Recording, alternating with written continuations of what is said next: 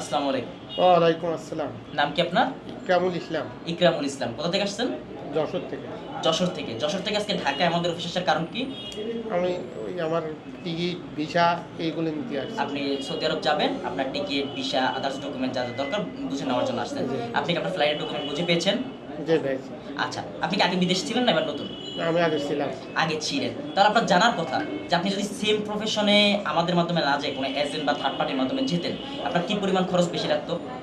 1,00,000 টাকা মিনিমাম ১ লাখ টাকা বেশি লাগতো। তার মানে আপনি প্রায় ১ লাখ টাকা কম খরচে আপনার পছন্দের প্রফেশনে যেতে পারতেছেন, তাই তো? আচ্ছা, আমাদের অফিসে কিভাবে আসতেন? ফেসবুক ভিডিও দেখে না কোনো এজেন্টের মাধ্যমে? ফেসবুক ভিডিও দেখি। ফেসবুক ভিডিও দেখে। আপনার ভিডিও দেখে তো অনেকে যেতে চাইতে পারে। তাই কি সাজেশন করবেন? ইনশাআল্লাহ এই অফিসটা ভালো, কার্যক্রম ভালো। ঠিক আছে? আচ্ছা। সবাই আসার জন্য অনুরোধ করবো। আচ্ছা, আমাদের এখানে কার্যক্রম করে আপনি সন্তুষ্ট? হ্যাঁ, আলহামদুলিল্লাহ সন্তুষ্ট। আমাদের এখানে নগদে লেনদেন করলে সেক্ষেত্রে মানি রিসিপ্ট পেয়েছেন? জি, পাইছি।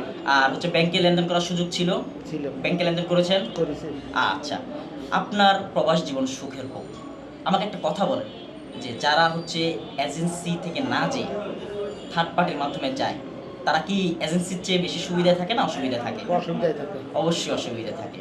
সম্মানিত ভিউয়ার, যারা যারা ভাইয়ের মতো সৌদি আরবে বিভিন্ন পেশায় স্বল্প সময়ে স্বল্প খরচে নিযুক্তি আপনাদের স্বপ্নকে বাস্তবায়ন করতে চাচ্ছেন, তারা আমাদের স্ক্রিনে দেওয়া নম্বরে যোগাযোগ করুন। আমাদের একজন ভিসা স্পেশালিস্ট আপনাকে সকল প্রকার তথ্য দিয়ে সহায়তা করবে।